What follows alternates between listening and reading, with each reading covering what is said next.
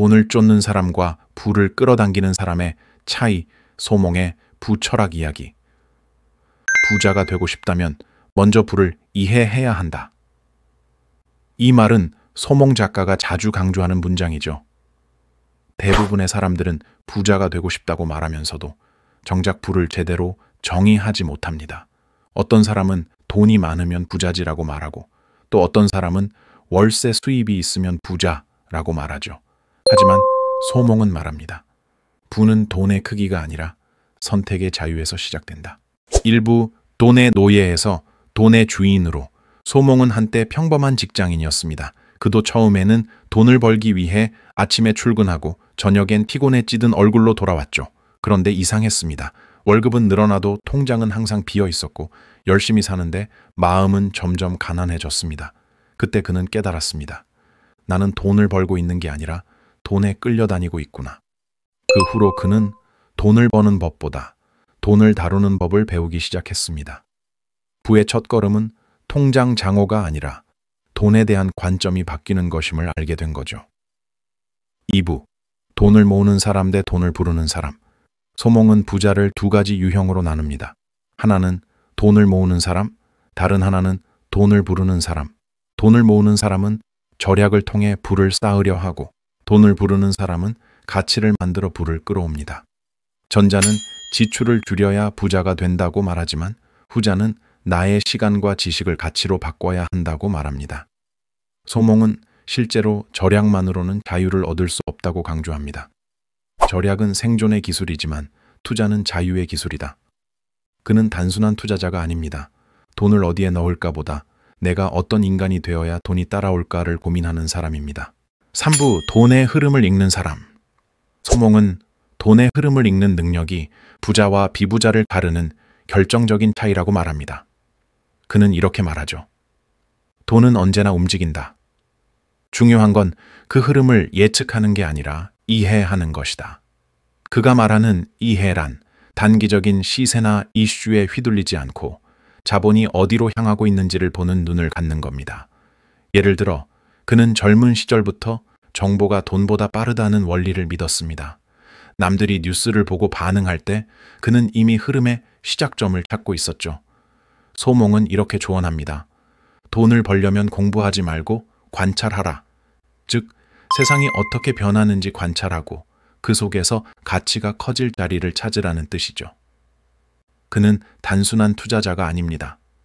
돈을 어디에 넣을까 보다 내가 어떤 인간이 되어야 돈이 따라올까를 고민하는 사람입니다. 4부 부의 인문학. 돈은 인간 심리의 거울이다. 소몽이 가장 자주 하는 말 중 하나가 있습니다. 돈은 사람의 심리를 반영하는 거울이다.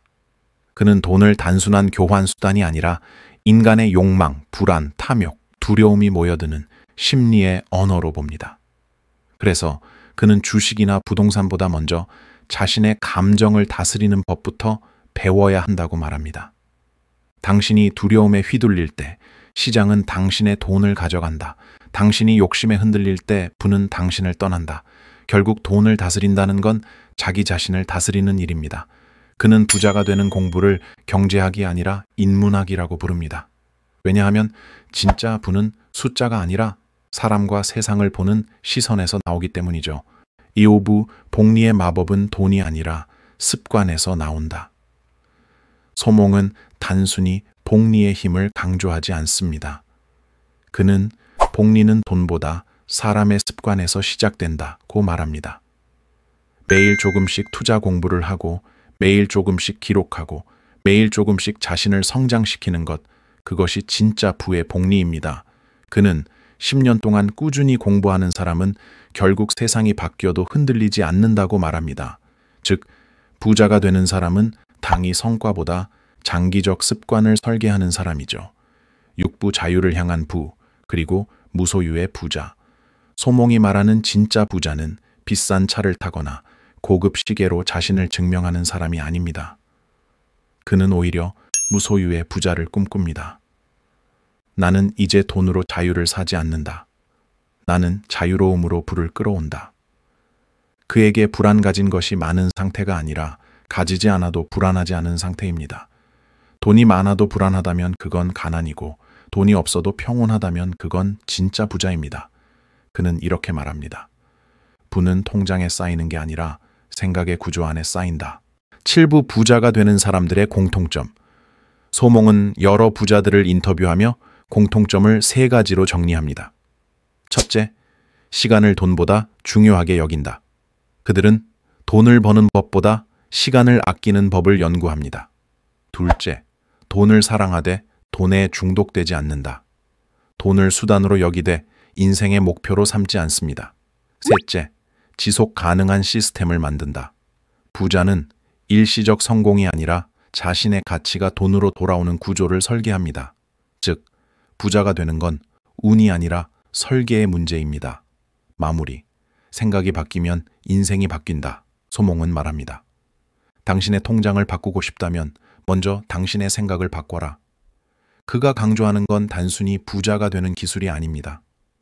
그건 부자가 되는 사고방식, 즉 부의 언어를 배우는 일이죠. 그는 마지막으로 이렇게 말합니다. 부는 돈의 문제가 아니다. 결국 부는 자기 자신을 얼마나 이해했는가의 문제다. 그리고 그 말이 지금 이 영상을 보고 있는 우리 모두에게 조용히 울림을 남깁니다.